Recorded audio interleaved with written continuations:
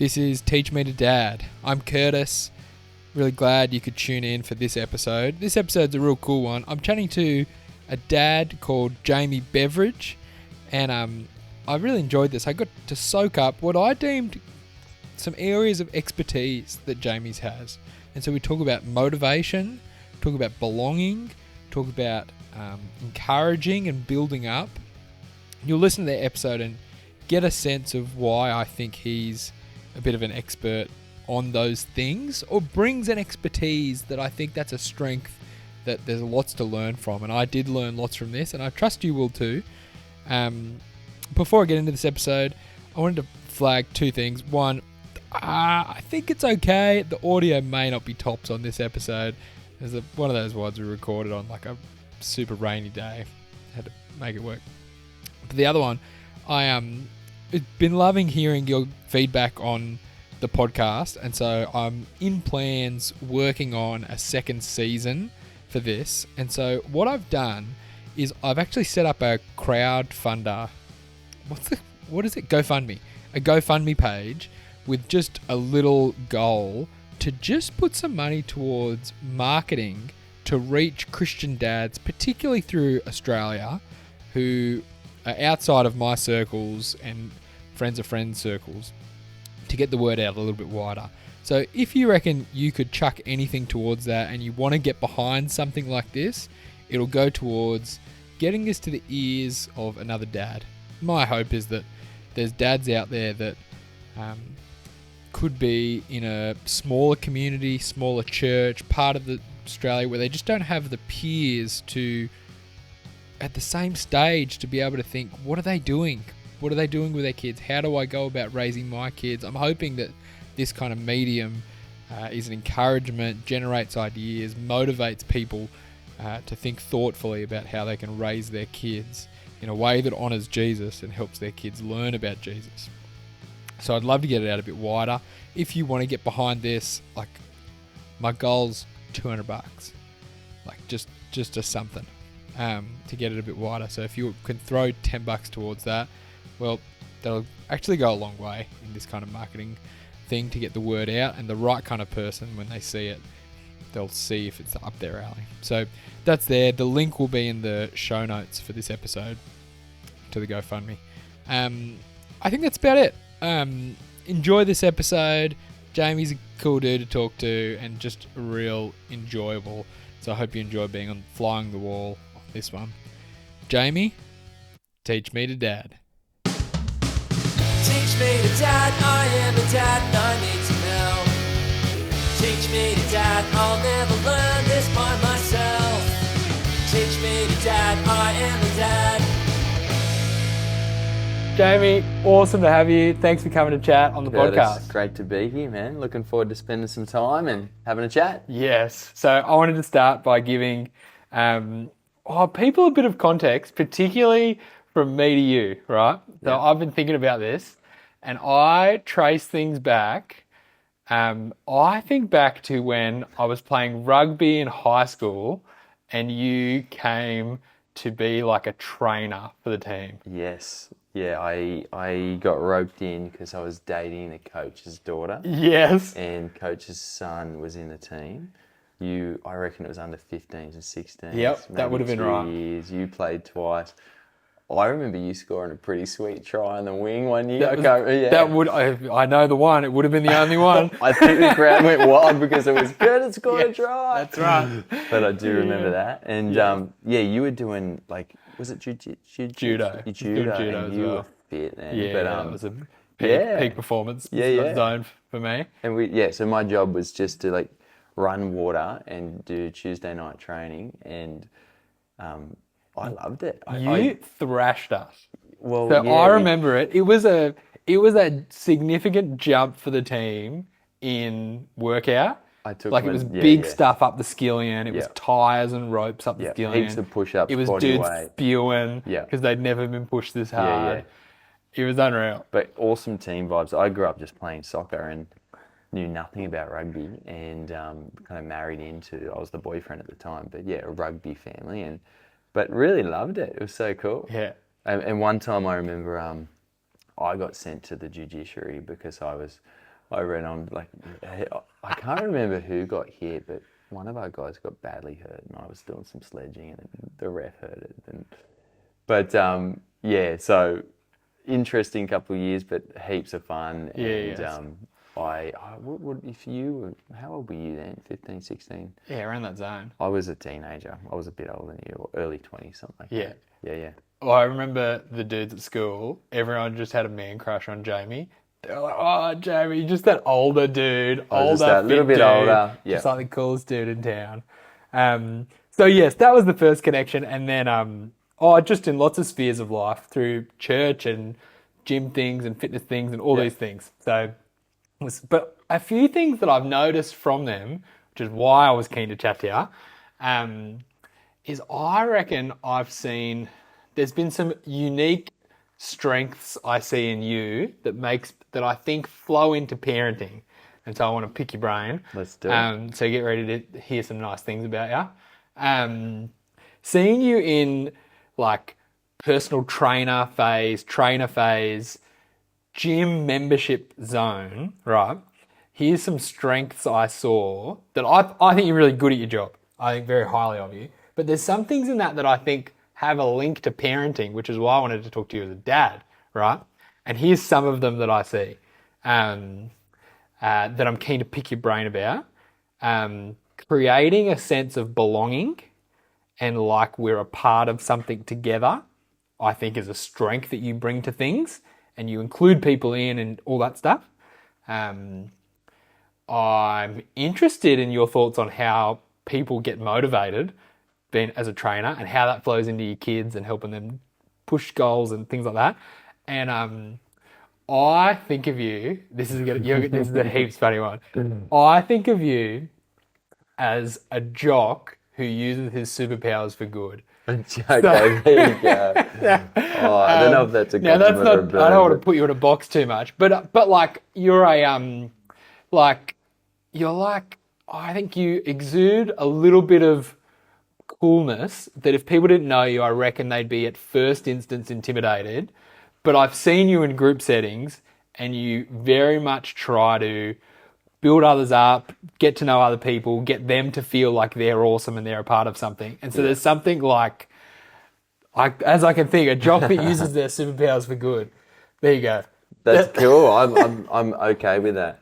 I'm aware that I can maybe sometimes put off that vibe, because part of what I've done for a long time is work in a gym environment. But it's weird, man. I don't share this all the time, but yeah, I don't love gyms. Like I spend a lot of time working in that environment, but I just like moving and I like people and I like mixing those things together. And I'm aware of the gym jock vibe. But I hope that as people get to know me, they know that it's something I enjoy doing. But it's that kind of scene. I wouldn't actually think that's not fully part of who I am. Yeah. But yeah, there you go. So a little bit of a burn, a little bit of a compliment. But I get what you're saying. Yeah, good. I do like creating a sense of people are doing things together, and I do like to invite people into stuff. Yeah. But haven't heaps thought intentionally about how that might bleed into my parenting. But we can talk. But I suspect it will, and probably does naturally. So let me poke around a little bit, right? See what we can figure out. First, who's in the family? Give us the family. So married, girl I went to school with, year below me, picked her up first date on my L's mum in the front seat. So Kate and we've been married 15 years. I hope I've got that right. I think we just celebrated 15, but and been together a longer than that. And we have a 10-year-old, so boy, and then girl, so 10, 7, and just 18 months, or a little bit older. And so Ziggy, Lola, and Skip. So that's keeping us busy. That's cool. What do you reckon? What type of family do you think you guys are, or what type of family are you going for? If you had to pin down your family identity in a couple of words, what things come to mind? Yeah. Oh, we've got this kind of, it's a bit embarrassing to say, but I'll have a crack. I'll say it because we talk about it. We say shine bright, and the kids came up with that because we when it was me, my wife, and my son, he refers to that time as the triangle. The three of us made that change, and then me, my wife, and then the middle one came along, who we thought was probably. And we were referring to the family as the square, and we'd like stack our hands and go square on three, 1, 2, 3, square. Yes. Yes. And then we thought that's us, and then we decided let's do it again, and so just recently had another one, and it freaked the elder two out. Like, what are we? What shape are we? And then they said we could be a star, we could be a fire. Like, so and then the whole star thing. The 10-year-old, he was maybe I don't know 9 at the time, but he's like, hey, maybe we could. Said something like, how about we try to shine bright and live bright? We said, that's awesome. What does that mean? But I think that's something we talk a little bit about. So if one of the kids is working really hard to be a good friend at school, or think of someone else, or we'll say, hey, that was shine bright. You did really well. Like, you did it. So I think for us, shine bright means try and love others. It means trying to think not just about yourself but about others, and live in that way. So yeah, if we were going for something, it's probably shine bright. Yes, the fact something like that your family would have that level of kind of identity things that help us belong together and encourage us outward. Yeah, is not at all surprising. Yeah, it's helpful when like it's if the kids are able to be a good friend or share something, or like it's been helpful. And we didn't intend to do it. The kids kind of came up with it. We've run with it, but it means we're able to say, hey, you did really good, shine bright there, or hey, you're thinking of others, and they know what it means. So it's kind of cool. That's cool. What do you think are some of the gains that happen? The kind of intangible gains that you have that family identity. You know what I mean? You have this thing as a family. We see ourselves as that. Like, what do you reckon? Yeah. What comes out of that? I think maybe like a few years back, I reckon I was being pretty intentional in this space. But yeah, just straight up, I've not been feeling as if I've been nailing this recently, but or giving it the intentionality or the time or the effort I think it deserves, and I'd like to give it. So not at all pretending got it all together, but I think like a lot of these conversations were happening around the dinner table. Like I'd like to set a bunch of goals most years. Some of that's changed in recent times, but one of the things I was working really hard at was 3 family dinners a week, like no less. But got to do 3, and we've let that slip recently. That's been tricky, and we're aware that we're going through a season where that may not be the rhythm at the moment. But that's where a lot of these good combos had happened. That's cool. So, and a little bit of intentionality around the table meant that we were talking a bit about this stuff. Yeah. Every couple of months, I consider getting like a family uniform to like go on holiday together, matching trackies or something. So good. I've yet to do it because I don't know. One I've heard that's good off a guy we both know, but a family meeting where they all wear ties to the table. That's just cool. Pretty cool. One that I've tried to do recently to get some sense of celebrating each other's wins is I ordered a Polaroid on Amazon so I could like so when there's a big moment we could do some celebration, take a photo, write the kind of awesome moment, and then have a collection. So it's like so-and-so graduated daycare and we're pumped for it, and that stays there. And the order came today, and turns out I bought a Lego Polaroid camera that does not work at all. Follow that plan through though. That's great. That's so I'm gonna send it back, get a new one. Yes. So in your world of training people / with people, what do you think motivates people? I'm keen to gather kind of your thoughts in that phase and then see where it translates to kids. But just generally, like you're wanting to see people do hard things, continue, persist, perseverance, resilience, discipline, hard things, push themselves. What do you find motivates people? I'm having a stab at this. This is just my observations. And again, not an expert at it, but I think probably the big one is people want to feel seen, like want to feel heard, seen, be acknowledged, be known.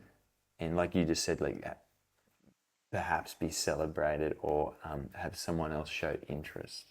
That's massive. Like, so I just think that's anyone in general, but to be able to do that with your kids I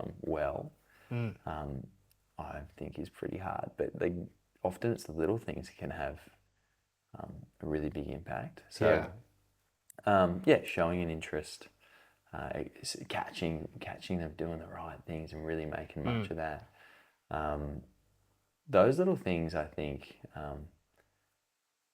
can be super helpful in having someone be motivated and engaged and feel seen. And then the other one is, like you mentioned it before, like feeling like you're a part of something. So people like us do things like this. This is how we do it. This is so feeling like they're part of something is pretty powerful too. Why do you think those things are? So those wouldn't be the first things that come to mind when I think of motivators. Like, why do you think that is? Like, I see that, and I've seen that as I've done fitness things with you, and it's helping celebrate people wherever they're at, making progress is a great win kind of thing. It's not just who can do the most in the room. It's personal win. Like, and celebrating that and part of it. Like, why do you think they're big motivators for people? The exercise stuff is interesting. Like, I think the most powerful stuff in that whole space is when people do stuff together. So the most motivate when we think about motivation and discipline and being diligent and consistent with your training or whatever it may be, people think there's not many people that do that very well as an individual. When you're able to get alongside someone and that person next to you may not even need to say anything, they could just stand there and you'll always do better. You'll turn up, you'll stick with it, you'll probably enjoy it more. So I reckon thinking about what might it look like to do that with a family, that's pretty cool to think about that. But doing that together, doing family together and attempting to be intentional with that, it's not too dissimilar to so I don't think I'd have anything else to add around what might motivate someone or I think the together thing's powerful. That creates usually a culture. I was going to say the culture in that kind of has to be there in some degree because a group by themselves isn't necessarily a positive environment. Like a group trying to achieve things can be a really competitive environment. But like, whereas a group where we're belonging and celebrating each other is very different, where we're seeing and acknowledging one another rather than wanting to be seen and acknowledged. So your celebrating is really cool. I reckon, like, so celebrating some wins, the Polaroid concept, capture the big moment, make much of it, remember it. That's huge. We've been doing, and I think I got this off a podcast recently, but it's a good friend of mine does the thorns and roses, highs and lows. High, low, buffalo. Buffalo is something random. Sharing that around the dinner table, which has been fun lately. So we're doing that at the moment. But high, what's your low, what's your buffalo, what's something random. The kids usually just either talk about snot or something at school that happened or a kid that smells really bad or whatever. Yeah, it's cool. So what do you find gets kind of, like I'm kind of seeing this as a helpful role of parent as cheerleader to a degree. Big time. That kind of thing. What do you find helpful to encourage your kids to challenge themselves, put themselves out there, try to all these things when they're just not feeling it. I just don't want to do that speech at school. I don't, Yeah, I'm not sure there. Like, I'm I'm stumbling through a lot of this stuff myself, Yeah. but something I tend to do a bit with the kids, which is I think being helpful. They like kids love stories, like big time, particularly stories of mum and dad. But I love sharing, or I've found it helpful sharing stories with them of when I've been in a similar situation or felt a similar way and not had it all together, and in fact either made a fool of myself or made a silly choice or did something silly, and they love those stories the most. Yeah. And that's been cool. So yeah, all of my kids are really different, like everyone's kids are, but one would love that kind of a put me in that context. You use the speech analogy. The other one gets nervous before every morning at school, and she's in year 3. But so yeah, kids are different. But yeah, trying to just share and relate and let them know it's okay. Yeah, and often they'll ask me for those kinds of stories. Yeah. And I've got lots. Yes. So Have you seen Ted Lasso, that show? yes. Do you see him as aspirational? Because I I could see a lot of connections between I really like Ted Lasso. Yeah. Lots of good lessons in that. Yeah. His whole thing. It's not about winning or losing. It's about everyone being the best version of themselves on and off the pitch. Totally. It's something of that. And He's hilarious. He's got a lot of motivational stories. Yeah. Yes. I can see a lot There of is those lots of connections. leadership lessons in Ted Lasso and stuff, like team culture stuff. Like Team lots culture's of- big, Yep. celebrating wins, big. Like, if one guy's all out for himself, it's like, we need to bring him into the team. Yep. Like, Totally. it's cool. That's it. Yeah. I think I watch that, I go, how do I do that in my household? How do I create that culture? Well, I think even the fact cool. that you're thinking about that is a great start. Yeah. Because if I'm honest, I'm not always thinking about that. But the times that I have, and I've had a hack, whether rightly or wrongly, even just thinking about it and attempting having a go. Yeah.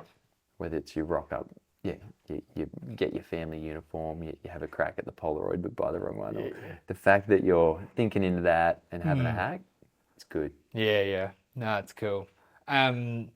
So another thing related to this that I was keen to get your thoughts on, because I imagine there might be little things that come out as you do these things with your kids, right? So the thing that I said before that I've noticed about you, it's the trying to be a positive presence in socially positive, trying to build others up, care about others, be encouraging, that kind of, at least trying to support the room and help that. There's something of that. There's social positivity in there. I'm curious if there's ways you've noticed that that's flowed down to your kids, or things that you kind of try to do to help your kids be a good mate, a good person socially. That's, you know what I mean? Yeah. Have you had any thoughts on that, or noticed things in that space? Yeah, I think, I don't know if I try to be like that. I think I just am wired that way. Like and that doesn't make me better or worse. It's just, I get energy from being with people and enjoy being with people. And like, I actually think that matters more than most things. That people matter. And so I do more than my kids' scorecard on their report. Like, I really want to look at socially, how are they doing? And again, without, like, some of my kids, one in particular is just wired that way. She kind of can read the room and gets people and socially aware, and the other one's too little, but there's another who's learning more of those skills. But yeah, so I guess it just comes down to like what I value, and this isn't right or the most important thing, but I do think it's a really important thing, and it's a skill that they'll take with them in all areas of their life, whether it's school at home or a relationship with a future partner, or that they're going to be living and working and rubbing shoulders with people. But so I talked to them a bit about making eye contact and remembering people's names and those kind of things. Yeah, yes. And when I see them do that well, I really try and encourage that. But yeah, this is human nature. Like, we're naturally selfish, hey, and want to just focus or care about ourselves. Yeah, yeah. So I see that in my kids, I see that in myself all the time, but trying to help them, see past them, their needs. Yeah. And think about others and how others might be feeling and those kind of things. So I think I'm just hyper aware to how others are feeling. Yeah, yes. So that you mentioned being in the room, trying to include it. I think I just want to attempt to make people feel comfortable. Are you quite aware and sensitive to people's discomforts, like how other people are feeling in a room? Oh, I think so, but at the same time, my wife would say I'm really socially unaware. She would say. But I do. You might be unaware, but you feel it. I feel, want people to feel comfortable. Don't want to feel awkward. Don't want them feeling awkward. Want them to feel included. Want them to feel seen. And that's just kind of how I'm wired. Yeah. I had this moment with my 3-year-old today. He was nervous to go to daycare, so he's super shy. He's super shy. He's that little, feeling anxious about that social space. And so I was trying to think, like, how do I help him get out of that? How do I motivate him to feel safe and secure to go get him and be a cheerleader for him? A thing that I've heard that is the solution to social anxiety. This is like heard from a psychologist, but now it's like third-hand psychological advice. But I like it. I'm like, I back this. Is the solution to feeling self-conscious socially is to be other person conscious. Like, thinking about others and how they're doing just gets you out of your own head. Like, what's everyone thinking about what I'm doing? Am I doing the right thing? Like, well, what's going on with it? Like, to just take that interest, care about others. So we talked about it with... how'd that go? I think it went good. I don't know if he got it. This is how I talked about it, right? I tried this analogy. I don't think he got it. But I talked about a balloon full of our scared feelings. And if we run away from the thing that we're scared of, the next time our scared feelings will probably be even bigger, because this thing's so scary. We keep running away from it. It must be huge, And I was like, but if we need to find a way to let all the scary feelings out of the balloon so that we're cool. So we tried to do some visual. So good. And it was like, here's the secret.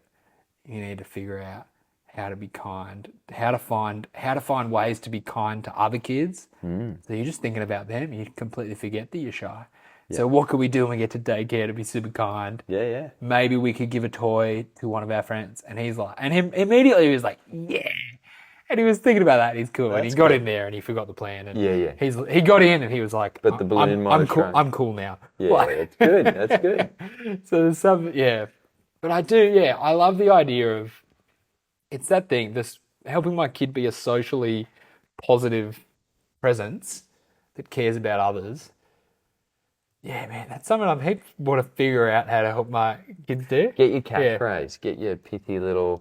So for us, that's the shine bright. But or stick with the balloon and just go, hey, man, get that balloon. Don't blow it up. Like, get that balloon. Whatever, I don't know. But that's cool. Same thing. You have it out. You're thinking about it. Good job. James, we talk a lot of social things with James because he's on the spectrum. So we talk social skills all the time. One thing he used to do, I don't know how old he would have been. He might have been 3. He'd just enter a room and just high five everyone in the room. So good. So good. He's my kind of guy. Man. He's the man. Yeah. They're actually both quite social. I tell you what I find socially helpful for my kids is we're in a real neighbourly neighbourhood. And so people just walk down the street and just, even if the kids are in the fence, we're chatting to them. So good. And I feel like the kids are growing, has really helped them grow socially comfortable, at least. Yeah. Oh, that's a big one. Neighbours is big, isn't it? Yeah.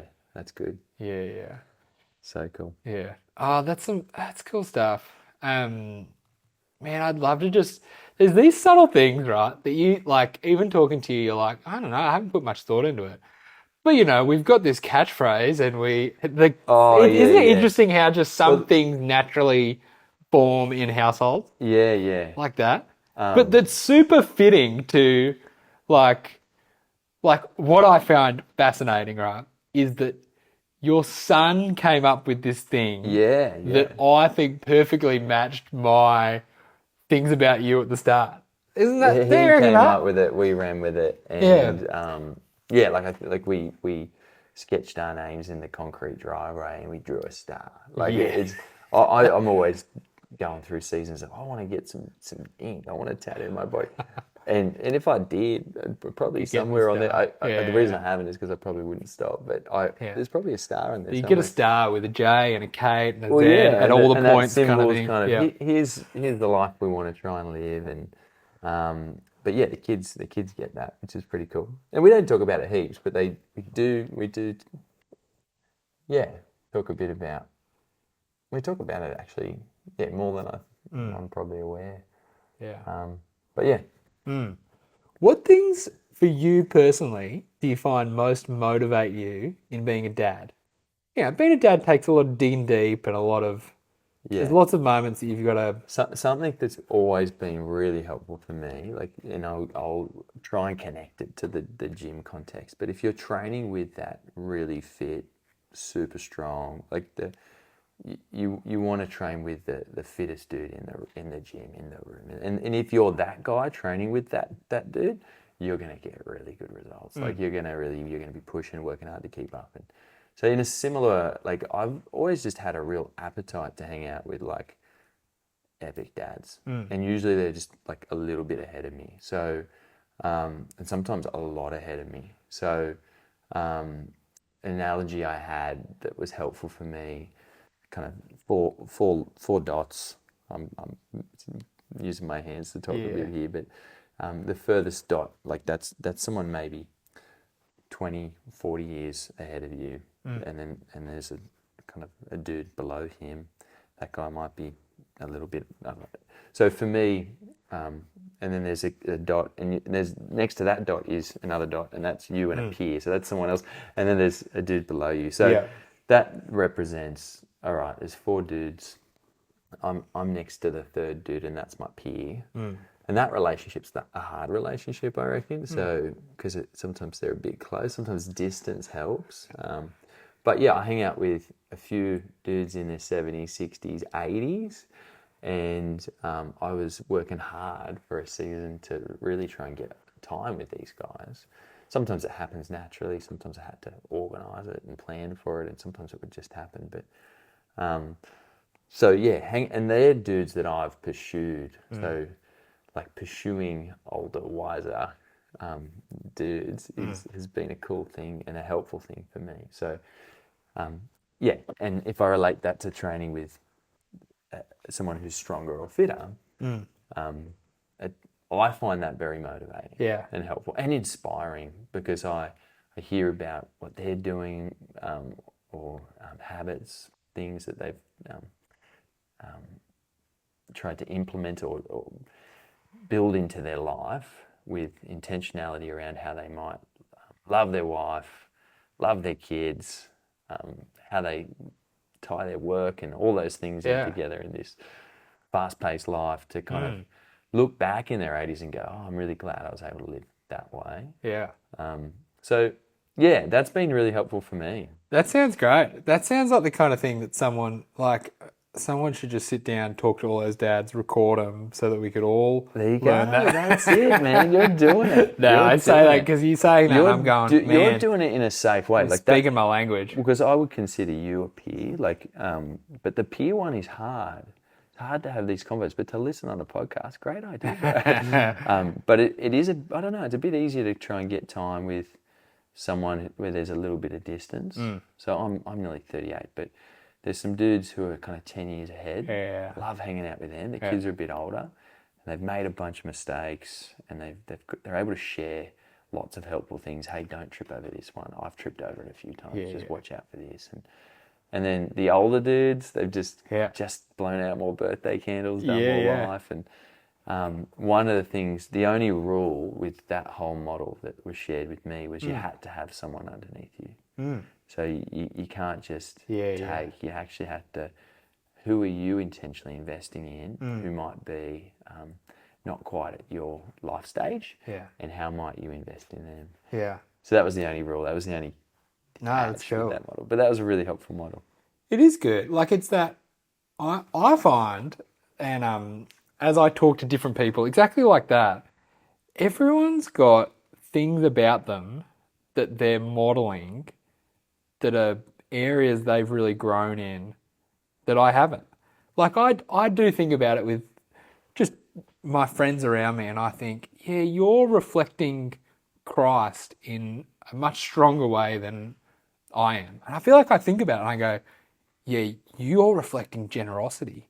Oh, wow. Oh, you are reflecting humility. You're really reflecting a heart for the lost, and you're really caring about that. Like, and you see them, and there's just things you model, you learn from those, just seeing people live out their faith in different ways. Totally. Yeah. It's good, man. Oh, it is good. Oh, look, that's heaps of stuff. I'm keen to chew on that, think about it lots. Yeah. So I appreciate be able to chat about those Dude, things. thanks for having a chat. Love it. And yeah, love what you're doing, man. Hopefully it's helpful for people. You feeling pumped up after that? I was. Just found that a good motivation and some areas to think about in parenting that don't normally come up in conversations of parenting. So I really enjoyed that. You know, how to build belonging in my family. Been pondering that a lot. How to build a culture of celebration. So I'm really motivated to think about that. And yeah, it really stood out to me that one of the things Jamie's noticed motivates people is being known, being celebrated, being seen. That's not the kind of thing that comes up in motivation things. I think most people, think you get motivated in other ways. Type in motivational video on YouTube and it won't be that. So I found that very interesting, being known and celebrated, and how that can be something that can help our kids thrive and be motivated in the kind of things we want to see cultivated in them. So lots of awesome things in there. One of the things Jamie made me think of that I thought I'd leave as an encouragement in that, that kind of being celebrated, being known, and it's the words Jesus says that his faithful followers will hear when we come before him. And I thought this is helpful because this is the big picture aim of being a dad, to hear these words.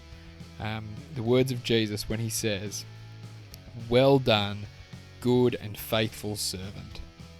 You've been faithful with a few things. I'll put you in charge of many things. Come and share your master's happiness." Keep your eyes on Jesus, how we can please him and serve him in our role as dads. And keep doing that until the day when we stand before the Lord Jesus, and pray that we will hear these words. Go well, dads. Keep chugging at it. Keep doing what you're doing. Keep seeking to honour God, teaching your kids about Jesus. Go well. See you next week.